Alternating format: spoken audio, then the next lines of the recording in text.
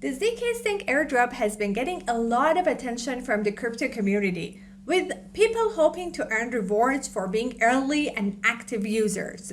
Here's a simpler breakdown of what's going on and some of the issues people have faced. By the way, if you're new here, we talk about everything about NFTs, cryptocurrencies, and the vast world of Metaverse.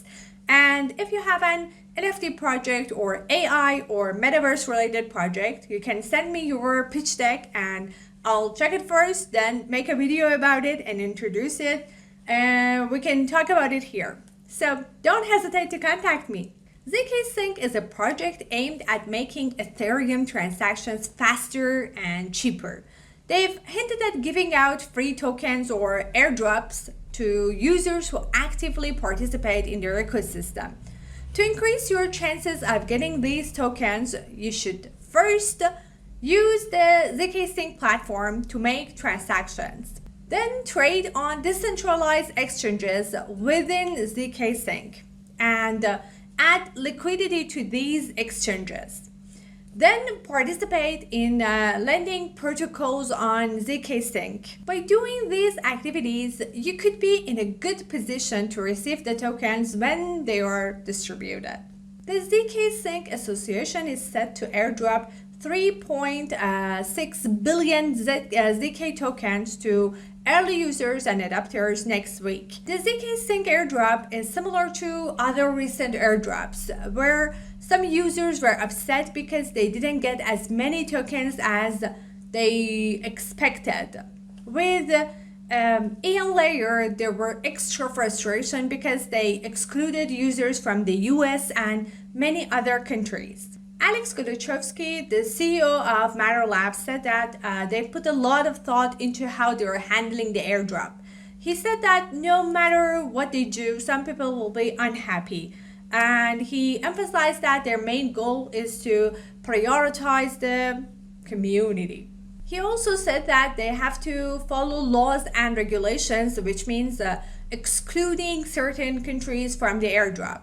These exclusions are due to sanctions or other legal restrictions that affect crypto projects.